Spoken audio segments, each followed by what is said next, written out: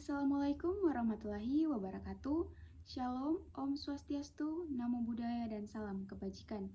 Perkenalkan, saya Rifana dengan NIM A321240074 dari Program Studi Pendidikan Pancasila dan Kewarganegaraan, Fakultas Keguruan dan Ilmu Pendidikan Universitas Tadulako. Pada kesempatan ini, saya akan menjelaskan hasil dari resum saya, yaitu ada 2 resum dengan judul yang berbeda. Pada judul yang pertama yaitu ada teori dan pendekatan pendidikan multikultural, dan materi yang kedua yaitu pendidikan multikultural dalam sistem pendidikan nasional. Baik, langsung saja kita masuk pada materi yang pertama, yaitu teori dan pendekatan pendidikan multikultural. Pengertian pendidikan multikultural. Pendidikan multikultural adalah proses pendidikan yang menghargai keberagaman budaya, agama, suku, bahasa, ras, dan latar belakang sosial peserta didik. Tujuannya yaitu untuk menciptakan pembelajaran yang adil, inklusif, demokratis, dan bebas diskriminasi. Adapun tujuan pendidikan multikultural yaitu tujuan utamanya yang pertama menghargai keberagaman budaya, yang kedua membangun toleransi dan sikap saling menghormati, yang ketiga mengurangi diskriminasi dan prasangka, yang keempat menciptakan kesetaraan dalam pendidikan, dan yang kelima membentuk peserta didik agar mampu hidup dalam masyarakat yang beragam. Ada 3 teori utama pendidikan multikultural, yaitu yang pertama ada teori kesetaraan, yaitu setiap peserta didik memiliki hak yang sama untuk memperoleh pendidikan. Yang kedua ada teori pluralisme, yaitu perbedaan budaya dan identitas dipandang sebagai kekayaan yang harus dihargai. Dan yang ketiga ada teori kritis, yaitu pendidikan tidak hanya menyampaikan pengetahuan, tetapi juga mengkritisi ketidakadilan dan ketimpangan sosial. Adapun teori James Banks, yaitu pendidikan multikultural menurutnya dapat dilakukan melalui integrasi berbagai budaya dalam materi pembelajaran dan membantu peserta didik memahami bahwa pengetahuan dapat dipengaruhi oleh sudut pandang serta latar belakang budaya. Adapun 5 dimensi pendidikan multikultural menurut James Banks. Yang pertama adalah content integration atau integrasi isi. Yang kedua ada knowledge construction atau konstruksi pengetahuan. Yang ketiga ada reduction atau pengurangan prasangka. Yang keempat ada equity pedagogi atau kesetaraan dalam pembelajaran. Dan yang kelima ada empowering school culture atau pemberdayaan budaya sekolah. Selanjutnya ada pendekatan pendidikan multikultural, yang dimana ada 4, yaitu yang pertama kontribusi, yang kedua adaptif, yang ketiga transformasi, dan yang keempat aksi sosial. Selanjutnya ada 5 dimensi pendekatan pendidikan multikultural menurut Slater and Grant.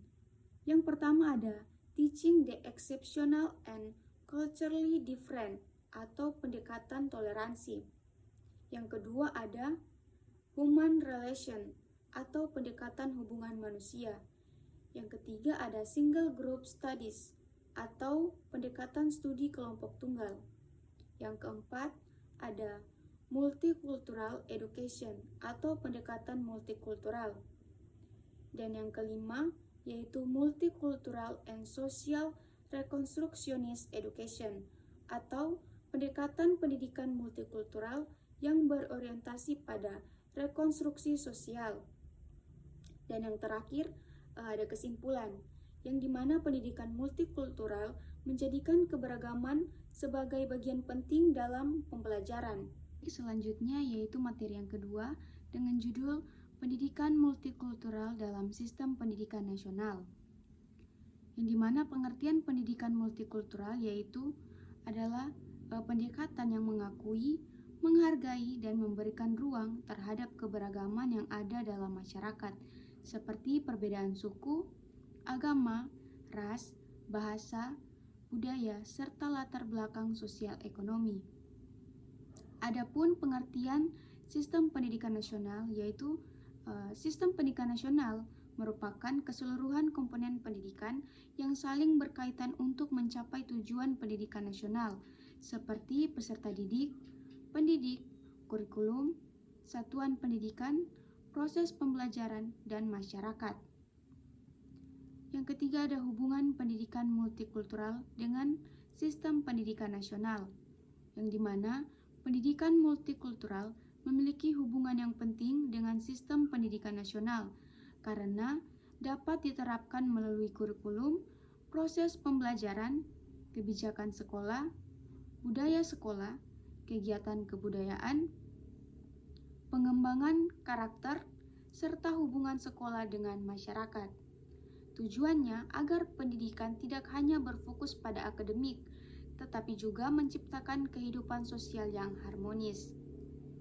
Selanjutnya ada landasan pendidikan multikultural di Indonesia, yaitu pendidikan multikultural memiliki dasar yang kuat, yaitu Pancasila, Undang-Undang Dasar Negara Republik Indonesia tahun 1945, Bhinneka Tunggal Ika, dan kebudayaan nasional.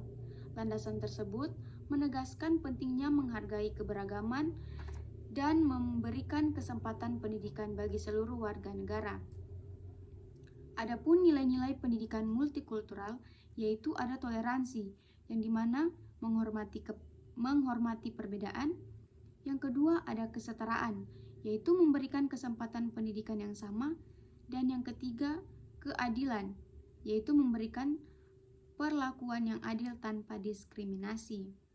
Dan tujuan pendidikan multikultural ini sendiri yaitu meningkatkan toleransi, mencegah diskriminasi, menghargai budaya, mewujudkan pendidikan yang adil, membangun kehidupan demokratis, mengurangi prasangka dan konflik, dan yang terakhir, memperkuat persatuan dan kesatuan bangsa. Adapun kesimpulannya yaitu pendidikan multikultural merupakan bagian penting dalam sistem pendidikan nasional karena Indonesia memiliki keberagaman sosial dan budaya yang luas. Melalui pendidikan multikultural, keberagaman dapat dijadikan kekuatan untuk membentuk peserta didik yang toleran, adil, demokratis, mampu menghargai perbedaan, serta menjaga persatuan dan kesatuan bangsa. Baik, itulah hasil resum saya dari 2 materi yang telah saya jelaskan. Semoga dapat dimengerti. Sekian dan terima kasih.